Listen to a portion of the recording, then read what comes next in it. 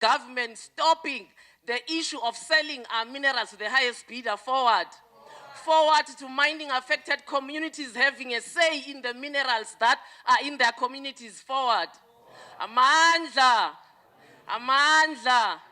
long live Uganda Pan-Africanism loses in about Africa. 2 trillion shillings every year to money laundering, tax evasion, among other illegal financial transactions, with the figure likely to be higher given global disparities. In his remarks, Honorable Oguzuli, chairperson of the African Parliamentary Network on Illicit Financial Flows and Taxation, a finance and tax justice dedicated platform, says the country's growth has severely been affected by financial leakages. The reason has been we are constrained financially.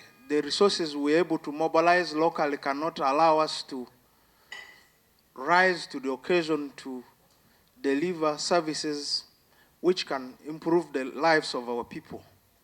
And one reason we have not been able to mobilize adequate domestic resources is because there are a lot of leaks in our systems. And that's why we are talking about illicit financial flows. There's a lot of money which is illegally moving out of our systems that could be used for building schools, for building hospitals, to remunerate our teachers and other civil servants very, very well. And we are here to galvanize support and build a critical mass of people who can stand against illicit financial flows and allow this country to mobilize adequate resources for our own transformation. Dr. Kanyishili Tsabalala, the chairperson of the African Parliamentary Network on Illicit Financial Flows, has called on Ugandan legislators to support the initiative regarding one tax law for Africa. According to Kanyishili, Africa's position to deal away with financial leakage, with over $80 billion lost every year, broader efforts have to be initiated.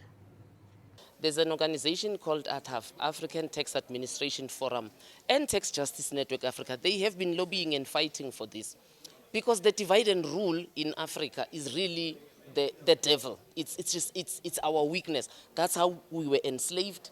That's how we were colonized.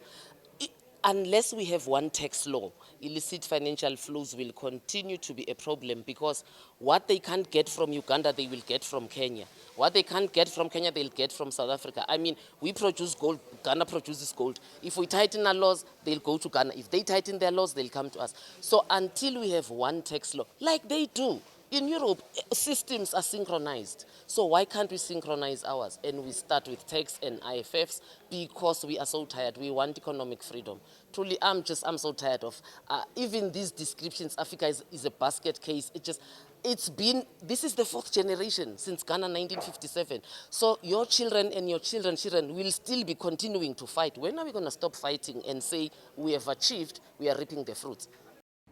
The mineral industry is one of the corruption-plagued areas and sources of leakage. According to Oguzuli, Africa's continued depletion of such minerals, tax avoidance and other tax-related inefficiencies imply need for capacity building to fix such gaps. We have been struggling to end poverty, and that has largely been because of the leaks in our tax systems. And because of this platform we have created in this house, we will now team up with the rest of the colleagues across Africa. That way we can share information, we can exchange knowledge, we can build capacity of each other. I want to thank our partners, the TGNA, Siatini, and other civil society organizations that have been able to support the process of this launch. Through such establishments, MPs are able to address the most pertinent issues that have undermined government's effort to deliver services. Right now, we cannot be able to hold LC1 elections because the country does not have resources. We are just emerging from COVID. We are confronted by disaster in many parts of the country. There is famine in parts of the country. Siatini being at the forefront of research and trade information, the Institute believes there is need to diversify measures meant to address financial leakage owing to the country's growing mineral industry. We need to plug the leaking bucket. We are losing so much in terms of our minerals. We're not benefiting from our minerals. A lot of wealth is earned here and it's extracted. And I could say so much, but because of the interest of time, allow me to stop here, but to say we should work together, but also devise strategies that are holistic, because it's not a one-size-fits-all to address illicit financial flows. Africa is expected to enforce tax efficiency, with 22 countries primed for debt distress. Unless the porous tax systems are reviewed, over $600 billion is lost worldwide through massive tax leakage. OECD itself found that because of tax avoidance, which is one of the commercial ways of IFFs, it's one of the commercially driven activities of IFFs, countries are losing between 500 to 650 billion US dollars on a worldwide basis annually.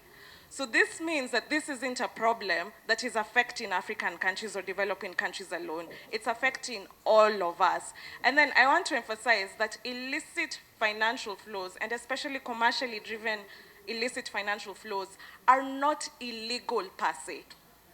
They're doing all of this legally because our tax systems are like this. We have a lot of loopholes within our tax systems which allow for them to carry out tax avoidance on such a serious basis and on such a huge basis, to the extent that we're losing 500 to 600 billion US dollars, all of us, including very developed countries. Samlanifa, Smart 24 TV, Business Today.